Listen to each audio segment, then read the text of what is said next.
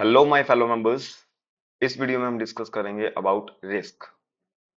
Actually ये हमारा module 5 का टॉपिक है नहीं। Okay, this is actually the topic of module 1। Okay, लेकिन यहाँ पर ये बहुत रेलेवेंट है। क्यों? क्योंकि अभी हमने जो डिस्कस किया था दैट वाज, ये देखिए यहाँ पर आईटी रिस्क वगैरह के बारे में और रिस्क के बारे में जो आ रखा है that is in module 1, not in module 5। लेकिन कुछ चीजें यहाँ पर ऐसी लिंक्ड हो रखी है, इसीलिए हम यहाँ पर कवर कर रहे हैं। पर्पज इज, पहले हमने नोट डिस्कस किया what is information assets. Okay, और हमने ये भी नोटिस किया था कि सारा का सारा जो मॉड्यूल है दैट इज ऑन कंट्रोल्स। तो कंट्रोल्स जो होते हैं वो लगते क्यों हैं? रिस्क को मिटिगेट करने के लिए, रिस्क को रिड्यूस करने के लिए।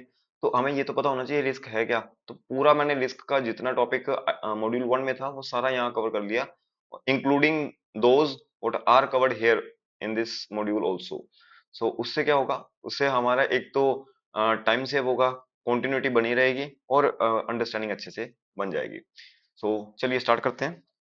रिस्क होता क्या है? ओके, अगर हम बिल्कुल ही सिंपल डेफिनेशन की बात करें, लेमैन टर्म्स में बात करें, रिस्क ऐसी कोई भी चीज, कोई भी ऐसा इवेंट जो हमारे बिजनेस ऑब्जेक्टिव्स को अचीव करने में हिंड्रेंस बने या उसे अचीव करने के लिए हमें एक प्रॉब्लमेटिक बन जाए, जो हमें अचीव करने से रोके। Okay, so that is risk. तो अब हम यहाँ पर जो लिखा है उसे ध्यान से देखो। Risk is an event. तो ये जो रेड वर्ड्स हैं इसको हमेशा दिमाग में क्लिक होने चाहिए। एग्जाम में ये बहुत रेलिवेंट होंगे ये वर्ड्स, क्योंकि एग्जाम में जब आपको आंसर्स देने हैं तो दीज रेड वर्ड्स के इससे आप इजीली इसे रिकॉल कर पाएंगे और इसी से ही आपका आंसर ड्राइव हो जाएगा। So risk is an event having a potential to impact the organization's goals and strategy implementation is a negative manner। कहने का मतलब बिजनेस गोल्स को अचीव करने से रोके। That's all. ओके, अब चलते हैं। रिस्क की जब भी बात आती है, risk can be defined as threat exploiting the vulnerabilities and, colour change कर देता हूँ इसका मैं,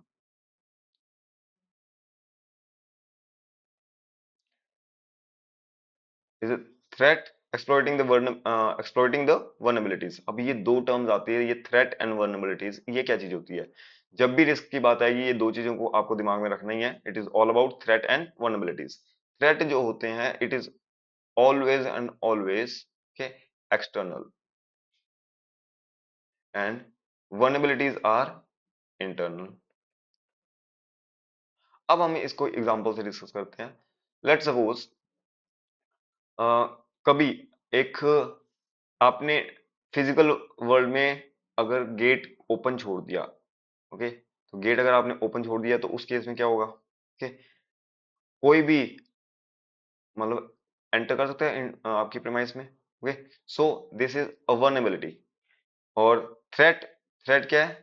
चोरी होना। Okay, so theft is a threat which is external. तो वनएबिलिटी होने का मतलब ये जरूरी नहीं है कि आपको थ्रेट हो जाएगा, बट यस थ्रेट के चांसेस बढ़ जाते हैं। ओके, सो वनएबिलिटीज हमारे इंटरनल सिस्टम में होती है, वनएबिलिटीज वनएबिलिटीज इंटरनल सिस्टम में होती है एंड थ्रेट्स जो होते हैं वो एक्सटर्नल एनवायरनमेंट से आते हैं। Okay, then comes IT risk. IT risk has significant impact on overall business risk. तो अगर मैं आपको मॉड्यूल से दिखाऊं तो, okay, let's come to the module. वहां पर एक इमेज दे रखी है, see this is the image. तो एंटरप्राइज में जो रिस्क होता है आप देख सकते हो, ये बहुत अलग अलग तरीके का रिस्क है। Okay, so strategic risk, okay,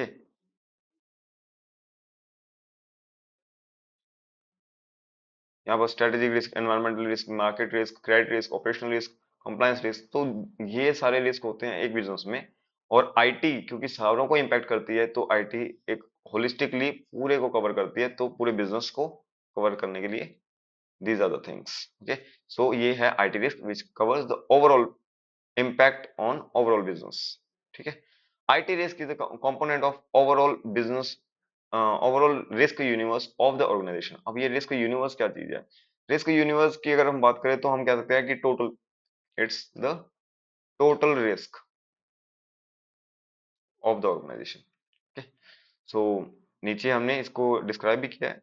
it describe the risk in the overall organisation environment and provide structure for the managing the IT risk, मतलब overall risk in the organisation. अब आईटी रिस्क के regarding जो risk universe है, okay, that need to be reviewed and updated regularly, क्योंकि हमारा जो environment है that keeps on changing, okay. So क्योंकि वो चेंज हो रहा है बार बार, तो डेफिनेट सी बात है हमारे रिस्क जो हैं बिजनेस के लिए वो भी चेंज हो रहे हैं। तो अगर हम उसे बार बार रेगुलरली चेक नहीं करेंगे तो we might miss some risk, और हम उसको कवर नहीं करेंगे तो हमारे सिस्टम में वल्नरेबिलिटीज रह जाएगी और थ्रेट के चांसेस बढ़ जाएंगे। IT risk is to be seen from end-to-end business activity perspective, crossing IT functions in silos। silos होता है अकेले अकेले, ओके। तो कहने का मतलब हमें जब भी आईटी रिस्क को देखना है तो पूरे एक as a business as a whole देखना है, हमें अकेले अकेले डिपार्टमेंट को, जैसे परचेज डिपार्टमेंट, सेल्स डिपार्टमेंट, अलग अलग डिपार्टमेंट्स हो गए, ओके, उस तरीके से कभी भी आईटी रिस्क को हमें नहीं देखना, ठीक। तो हमें एंटायर वैल्यू चेन के अकॉर्डिंग ही उसे चेक करना है। Then comes risk management, okay, this is a very important term, okay. तो ये रिस्क मैनेजमेंट की जो पूरी प्रोसेस है, कि दिस इज द टर्म जो आपके एज एन ऑडिटर आपको पता होनी चाहिए, क्योंकि जब हम एज एन आईएएस ऑडिटर की बात करते हैं तब आपको अल्टीमेटली यही देखना है कि कैसे ऑर्गेनाइजेशन ने रिस्क को मैनेज कर रखा है, क्योंकि अगर रिस्क को प्रॉपरली मैनेज कर रखा है तभी हम अपनी जो रिपोर्ट दे पाएंगे, ओके, वो दे पाएंगे कि yes they has the controls for the risk. अगर उन्होंने रिस्क को मैनेज नहीं कर रखा प्रॉपरली तो हम रिपोर्ट अकॉर्डिंगली देंगे। सो हमारा काम ही है कंट्रोल को असेस करना बेस्ड ऑन द रिस्क। तो अब रिस्क मैनेजमेंट को पढ़ते हैं। Risk management process of identifying vulnerabilities and threats to the information assets used by the organization in achieving the business objectives and deciding the measures for the associated reducing the risk to an acceptable level. This is important based on the criticality of the information system to the organization। अगर हम अब बात करें कि ये है क्या चीज, ओके, अगर ये बात करें कि ये जो रिस्क मैनेजमेंट प्रोसेस है अल्टीमेटली हमने पूरी प्रोसेस में किया गया, पूरी प्रोसेस में थ्रेट्स को, वर्नेबिलिटीज को चेक किया। पहले सबसे पहले हमने इंफॉर्मेशन एसेट्स को चेक किया। इंफॉर्मेशन एसेट्स को आइडेंटिफाई करने के बाद जो भी वीकनेस थी, okay, we have found out the weakness जो कि हमारी वर्नेबिलिटीज है, ओके। सो उन वीकनेस के बेसिस पे हमने उनको ब्लॉक कर दिया, सो दैट कि थ्रेट जो है वो अब ना रहे, और फ्यूचर के थ्रेट्स को हमने उसके जो चांसेस है उसे रिड्यूस कर दिया। कहने का मतलब हमें उसको मिटिगेट कर दिया, ओके। तो यही प्रोसेस है। लेकिन क्या कंट्रोल्स लगाने के बाद भी सारे के सारे जो रिस्क हैं वो कवर हो जाएंगे? द आंसर इज नो, क्योंकि risk is always based on the future circumstances, okay. तो सारा का कंट्रोल्स आपने लगा भी लिए तो हम रिड्यूस कर सकते हैं, बिल्कुल खत्म नहीं कर सकते। इसीलिए यहाँ पर लिखा हुआ है reducing the risk to an acceptable level, okay. तो आगे टर्म्स और भी आएगी जिससे और ज्यादा क्लियर हो जाएगा। अब जब भी रिस्क आता है, कोई भी रिस्क, तो हमारे चार तरीके के रिस्पॉन्सेज हो सकते हैं। हम रिस्क को प्रॉपरली बिल्कुल अवॉइड कर सकते हैं, ओके। लाइक अर्थक्वेक आ रहा है, जहां पर हमारा डेटा सेंटर है वहां पर अर्थक्वेक बहुत आते हैं, अर्थक्वेक प्रोन एरिया है, तो हम अगर अपना डेटा सेंटर ही शिफ्ट कर देते हैं कोई ऐसा सेफ जोन में, तो डेफिनेट सी बात है अब हमें वहां पर कंट्रोल्स उस तरीके के लगाने की जरूरत नहीं है, हमने टोटली रिस्क को अवॉइड ही कर दिया। ट्रांसफर कर सकते हैं। ट्रांसफर इज जनरली विद कि अगर हमें रिस्क हुआ तो हम उसको कॉम्पनसेट करवा लेंगे कहीं और से, तो generally insurance is the example of this. Accept कर सकते हैं कि हाँ भाई होगा ही, ठीक है, तो कोई बात नहीं। अगर रिस्क होता है तो ये एक्सेप्टेबल लेवल के बीच में आ जाता है कि हाँ अगर कभी हमने बायोमेट्रिक भी लगा लिया है, एग्जांपल ले रहे हैं कि बायोमेट्रिक भी लगा लिया है, उसके बाद फिजिकल गार्ड भी रख दिया है, बाहर के फिजिकल गार्ड को भी अपॉइंट किया हुआ है, तो उसके बाद भी अगर चोरी होती है या अनऑथराइज असेस होती है तो हमने कैमरास भी लगा रखे हैं, तो कैमरा से हम सिर्फ और सिर्फ चेक कर सकते हैं कि हाँ this is the person, but ultimately उसके बाद अगर कुछ भी होता है तो हमें इतना एक्सेप्ट ही करना पड़ेगा दैट ओके, ठीक है, अब उसके ज्यादा हम इसके ज्यादा कुछ कर नहीं सकते हैं। Then comes mitigate, mitigate is reduce, ठीक है। तो सिंपल वर्ड्स में हम इसे कह सकते हैं कि हमने रिड्यूस कर देना कंट्रोल्स लगा के, जैसे अभी हमने एग्जांपल ली कैमरास की एंड फिजिकल गार्ड की, उससे हमने जितने भी चांसेस थे कि that all has been reduced, ठीक है। तो रिड्यूस कर दिए, क्या वो बिल्कुल खत्म हो गए? नो, बिल्कुल खत्म नहीं हो सकते हैं। okay? अब चलते हैं आगे। Then comes rejecting the risk, risk को रिजेक्ट करना।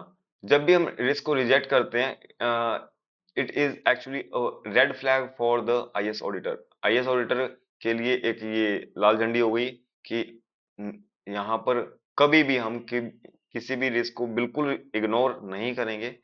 अगर कर रहे हैं तो there must be some reason behind it, क्या सच में वो इतना मतलब कम इम्पैक्ट वाला रिस्क है जो इसको इग्नोर किया जा रहा है। तो जब भी कभी भी रिस्क होने के बाद उन्होंने कुछ भी नहीं किया उसे, कि तो have not taken any action, तो हमें हमेशा ये रेड फ्लैग है और we should be cautious about it. Okay, तो measures and control, measures use for mitigating the risk are known as controls. ये हमने वैसे भी अब ये डेफिनेशन में हमने देखा है, बट अल्टीमेटली वैसे भी हम डिस्कस कर चुके हैं कि जो भी हम रिड्यूस करने के लिए measures लेते हैं, all those are known as controls. Controls are implemented by the organization and controls जो होते हैं वो ऑडिटर की रिस्पॉन्सिबिलिटी नहीं है, इम्प्लीमेंट उसे ऑर्गेनाइजेशन ही करेगी। ऑडिटर सिर्फ और सिर्फ उसे चेक करेगा। ओके, क्यों चेक करेगा? To reduce the risk to an acceptable level. फिर एक्सेप्टेबल लेवल आया कि हम एक्सेप्टेबल लेवल तक ला सकते हैं, चेक करेंगे कि एक्सेप्टेबल लेवल तक है, उससे ज्यादा नहीं होने चाहिए। ओके, और कंट्रोल्स की जो एफिशिएंसी एंड एडिक्वेसी होती है वो अच्छी होनी चाहिए, सो दैट हम कह सकें कि आईटी पे जो खर्चा हुआ है कि वो प्रॉपर हुआ है, और and that is properly safe for the organisation. Business objectives पूरे हो जाएंगे अगर प्रॉपरली इंप्लीमेंट किए हुए हैं कंट्रोल्स। तो auditor does not design the controls, auditor का काम नहीं है ये, कि ये काम है ऑर्गेनाइजेशन का, मैनेजमेंट का। Okay, our job as an IS auditor is to check the adequacy and effectiveness of the controls. Now comes IS auditor is expected to, IS auditor करेगा क्या? Okay, IS auditor जो करेगा, सबसे पहले जो IS auditor होता है वो एसेट्स को चेक करेगा, ओके, कि इंफॉर्मेशन एसेट्स कौन से हैं। ओके, तो इंफॉर्मेशन एसेट्स को चेक करके वो उनकी वर्नेबिलिटीज को चेक करेगा। ओके, देन वर्नेबिलिटीज को चेक करके वो कंट्रोल्स को चेक करेगा कि कंट्रोल्स लगाकर वो उन सारे थ्रेट्स को ब्लॉक करने की कोशिश करेगा जो फ्यूचर में अराइज हो सकते हैं। सो अब इस प्रोसेस को अगर देखें तो review the assessment means risk registers जो बना रखे होते हैं ऑर्गेनाइजेशन ने, उनको चेक करेगा कि प्रॉपरली उन्होंने रिस्क को असेस कर रखा है और अकॉर्डिंगली उन्होंने इंप्लीमेंट किए हैं कंट्रोल्स या नहीं, done by the organisation. Assess the risk mitigating measures, जो कि कंट्रोल्स की हम बात कर रहे थे, as implemented by the appropriate controls, क्या कंट्रोल्स को प्रॉपरली इम्प्लीमेंट किया गया है। कहने का मतलब आदि justified by the level of risk, जैसा कि अभी मैंने बताया कि जितना इम्पैक्ट होना चाहिए किसी भी रिस्क का, उस रिस्क के अकॉर्डिंग कंट्रोल्स इंप्लीमेंट किए गए हैं या नहीं। तो अगर ज्यादा कर दिए तो ठीक है, डेफिनेट सी बात है रिस्क जरूर रिड्यूस होगा, लेकिन बिजनेस ऑब्जेक्टिव में अभी भी दिक्कत है। क्यों? क्योंकि ज्यादा अगर कंट्रोल्स लगा दिए एक छोटे से रिस्क के लिए तो उसकी कॉस्टिंग काफी हाई हो जाएगी, तो भी प्रॉफिटेबिलिटी जो बिजनेस ऑब्जेक्टिव है that can not be achieved और business can not sustain. Okay, उसी तरीके से अगर हमने कम लगाए तो रिस्क अभी भी मेंटेन्ड है। तो हमें ये चीज देखना पड़ेगा कि जितना भी लेवल ऑफ रिस्क है उसके अकॉर्डिंग कंट्रोल्स इंप्लीमेंट हुए हैं या नहीं। Then comes residual risk. Okay, residual risk जो ये जो बात आती है, पहले हमें ये दो चीजें टर्म्स देखनी पड़ेगी। हमने अभी एक चीज डिस्कस करी थी अबाउट द एक्सेप्टेबल रिस्क या एक्सेप्टेबल लेवल, तो ये उसी से रिलेटेड है। रिस्क एपेटाइट क्या चीज होती है? रिस्क एपेटाइट ये होता है कि कंपनी या ऑर्गेनाइजेशन जो है वो कितने लेवल का रिस्क बियर कर सकती है। ओके, कहने का मतलब एक्सटेंट और मैग्नीट्यूड के which an organisation can bear in risk is risk appetite. Okay, तो अगर अ, अगर हमारा सिस्टम डाउन होते हैं, ठीक है, let's suppose we can afford कि 30 मिनट्स तक सिस्टम डाउन हो, वी कैन टॉलरेट, तो ये हमारी रिस्क एपेटाइट होगी। ओके, या फिर हमारे बीच कोई भी अगर थेफ्ट की बात आती है तो हम कहते हैं कि थेफ्ट जो है, अगर 5 लाख तक का थेफ्ट हो गया तो हमें कोई दिक्कत नहीं है, ठीक है, टोटली ओके, इतना हम बियर कर सकते हैं। लेकिन अगर उससे ज्यादा हो गया तो हमारे बिजनेस को सर्वाइवल में दिक्कत आ जाएगी। ओके, तो हमारी रिस्क एपेटाइट 30 मिनट्स टाइम में होगी और 5 lakhs इन मोनेटरी टर्म्स हो गई। सिमिलरली ये रिस्क तो हमारा हो गया कि जितना मैक्सिमम हम बियर कर सकते हैं, लेकिन क्या हमें इसी को हमारा टारगेट बना लेना चाहिए? Answer is no.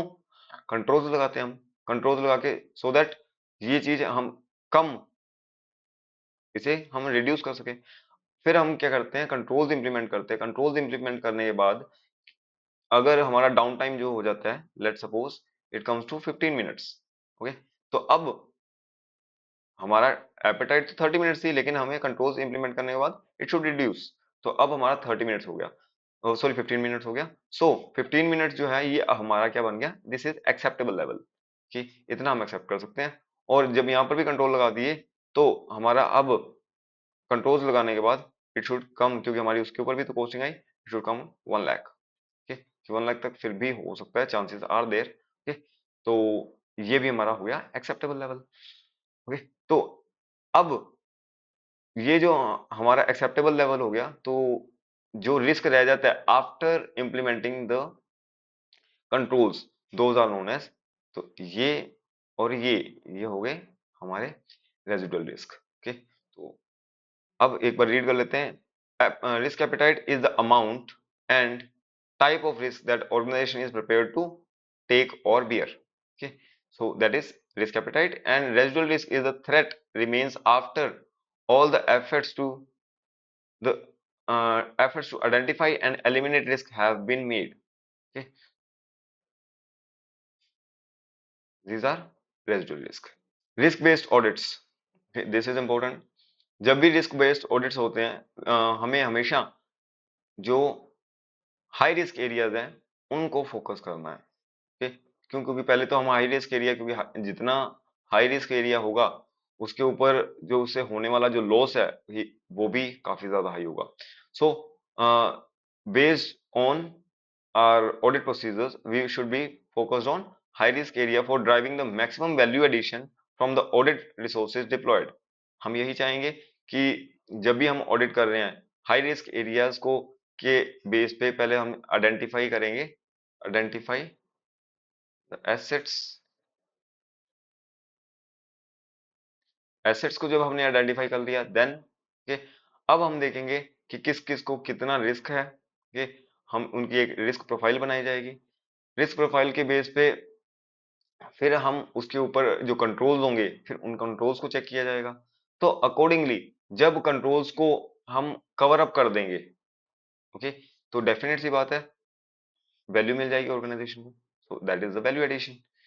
So let's get further. Okay, assessment of high risk area is done for the determining the sample size। अब जब हमें हाई रिस्क एरियाज पता चल गया, अब उसी के बेसिस पे हम सैंपल साइज जो होगा अपना सैंपल जो चेक करेंगे कि to perform the nature timing and extent, हम ऑडिट में भी पढ़ते थे, ये वही चीज है। Okay, then we on the basis of that will determine the nature timing and extent of our testing। Okay, तब हमें पता चलेगा हमें कंप्लायंस टेस्टिंग या फिर सब्सटेंटिव टेस्टिंग करनी है। Okay, now get further. Risk assessment is a method, risk assessment क्या चीज है? Is a method of assigning weights to the risk based on the significance of the risk to the organisation. तो you must be remembering, जब हम audit में भी ये चीज करते थे तो क्या करते थे, हम हमेशा स्टैटिकल बेसिस पे वेट्स असाइन करते थे, और on the basis of that weights फिर हम अपने डिसीजन लेते थे कि हमें पहले क्या चीज कवर करनी है, फिर दूसरी क्या चीज कवर करनी है, प्रायोरिटीज हम फिक्स करते थे। तो सेम यहाँ पर भी वही चीज है। तो risk are categorised as high risk, medium risk और लो रिस्क। ठीक है, तो अब उसके बेसिस पे हम आगे चलते हैं, उसमें ऐसा कुछ था भी नहीं। ठीक, risk based audits, risk based audits जो हैं उनमें इंटरनल एंड ऑपरेशनल कंट्रोल्स की बात की जाती है। ओके, तो along with the knowledge of the business, okay, business helps in identification of high risk areas. अब वही बात आती है कि हाई रिस्क एरिया जो है वो हमें फाइंड आउट कैसे करने हैं। तो हमने ऑलरेडी डिस्कस किया, सबसे पहले हम क्या करेंगे, एसेट्स चेक करेंगे, विच आर द एसेट्स जो इम्पैक्ट हो रहे हैं। ओके, देन हम एसेट्स के बेस पे रिस्क रजिस्टर्स वगैरह चेक करेंगे। रिस्क रजिस्टर्स का पर्पस क्या है, हम चेक करेंगे कि who are the risk owners, क्योंकि रिस्क ओनर जो होते हैं उन्हीं की रिस्पॉन्सिबिलिटी होती है ना, ओनरशिप जो पर्सन की होती है वही पर्सन रिस्पॉन्सिबल होते हैं for all the risk associated to that asset. Okay, तो उन्हीं को कंट्रोल जो होते हैं वो इम्प्लीमेंट करने होते हैं। ओके, तो on the based on this will fix the risk. Okay, risk owners को आइडेंटिफाई करेंगे based on the risk involve in it. Okay, as an IS auditor will decide high risk areas कि ये high risk areas हैं, and based on that हम determine करेंगे कि हम किस लेवल की अपनी सैंपल चेकिंग करेंगे और उसी के बेसिस पे हम नेचर टाइमिंग एंड एक्सटेंट जो है उसको कवर अप करेंगे। ओके, सो हम इसी बेसिस पे अपनी टेस्टिंग जो है कंप्लायंस टेस्टिंग और जो सब्सटेंशियल टेस्टिंग है उसको भी हम डिसीजन लेंगे कि हमें किस तरीके की टेस्टिंग करनी है। Okay, so then internal controls की बात आ जाती है। अब ये हमारे मॉड्यूल में भी, okay, late me show you, तो इसकी बात आती है तो उन्होंने हमें दिखा रखा है, ये देखो, हाई रिस्क, लो रिस्क और मीडियम रिस्क। फिर जब कंट्रोल्स की बात आती है उन्होंने कंट्रोल्स के बारे में इमेजेस बना रखी है, let me show you those images कि इंटरनल कंट्रोल्स में क्या कहा जाता है, general controls and IS controls. Okay, so अब हम वही कंट्रोल्स की बात कर रहे हैं। ओके, तो इंटरनल कंट्रोल्स में general control and IS control हो जाते हैं। अब IS control, information system controls जो आते हैं वो क्या चीज है, ये भी आईटी एप्लीकेशन कंट्रोल्स जो कि सॉफ्टवेयर बेस्ड है, और आईटी जनरल कंट्रोल्स, इसकी भी एक इमेज है। ओके, ये देखिए, तो these are specific to application software. तो लाइक आपने सॉफ्टवेयर को असेस करने के लिए एक पासवर्ड लगा दिया। ओके, आईटी जनरल कंट्रोल्स जैसे कि आपको जो वर्किंग एरिया सर्वर रूम में जाने के लिए एक जो होता है पास की या जो आईडी कार्ड है, स्कैन कार्ड, ठीक है, जिसको स्कैन करके आप एंटर कर सकते हैं। तो आपने उस तरीके एक वो लगा दिया, उसके बाद आपको सिस्टम में एक पासवर्ड लगा दिया कि आप सिस्टम को एक्सेस करने के लिए first open the system with that password, so that कोई भी अनऑथराइज्ड यूजर एक्सेस ही ना कर सकते, ना फिजिकली एक्सेस कर सके, ना ही कहते आपके सिस्टम में लॉगिन कर सके। कि वो आईटी जनरल कंट्रोल हो गए। उसके बाद जो स्पेसिफिक एप्लीकेशन को उसको भी आपने सिक्योर कर दिया, फर्दर एक लेयर लगाकर, फर्दर एक पासवर्ड लगाकर, तो दैट इज एप्लीकेशन कंट्रोल। अब आता है बात, controls are policies, procedures and practices. तो ये जब भी कंट्रोल्स की बात आती है ये तीन वर्ड्स जरूर सामने आएंगे कि पॉलिसीज, प्रोसीजर्स एंड प्रैक्टिसेस। तो एक एक करके डिस्कस करते हैं। Policies, it is just like security policy होती है। ओके, तो लाइक कि आपको हर 30 डेज में अपना पासवर्ड बदलना है, so this is a policy. Procedures, एक स्टेप बाय स्टेप प्रोसेस बता रखी है, that is a procedure. Like आपको सिस्टम में लॉगिन करना है, फिर आपको सिस्टम में लॉगिन करने के बाद आपको एप्लीकेशन के ऊपर पासवर्ड लगाना है, देन पासवर्ड लगाने के बाद आपको कभी भी अपने सिस्टम को छोड़कर नहीं जाना। ओके, सो सॉरी, सिस्टम को छोड़कर नहीं जाना, तो ये एक प्रोसेस है, प्रोसीजर बता दिया, फिर आप अपना वर्किंग कर सकते हो। प्रैक्टिस भी, प्रैक्टिस में ये चीज आ जाएगी कि आपको जब भी आप वर्किंग कर रहे हो, ठीक है, तो आपको अपने सिस्टम को छोड़ के नहीं जाना, ये इसमें भी आ जाएगा कि दिस इज जनरल प्रैक्टिस। कि क्योंकि अगर आप छोड़ के जाओगे तो व्हाट हैपेंस, कोई भी अनऑथराइज्ड पर्सन आपके लॉगिन टर्मिनल जो है, जो आपने ऑलरेडी लॉगिन कर रखा है, अनऑथराइज्ड पर्सन अब उस पे वर्किंग कर सकता है, क्योंकि आपने तो ऑलरेडी लॉगिन कर रखा है, तो उसको बाईपास करने की जरूरत नहीं पड़ेगी। Okay, so those are the practices. Okay, and that provides assurance, assurance किस चीज का, of that the business objective will be achieved। कि यही तो बिजनेस का पर्पस है, हमारे ऑडिट का पर्पस है कि बिजनेस ऑब्जेक्टिव जो है वो अचीव हो जाने चाहिए। and undesired event will be prevented and detected or corrected.